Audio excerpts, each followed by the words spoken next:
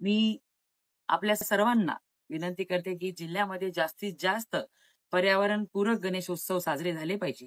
कमीत कमी प्लास्टिक गोष्टींचा वापर करणं, चायना मेड वस्तू बॅन करणं, जे आपल्या गावामध्ये आपल्या उपलब्ध वस्तू आहेत त्याच वस्तू वापरून गणेशोत्सव साजरा केला पाहिजे.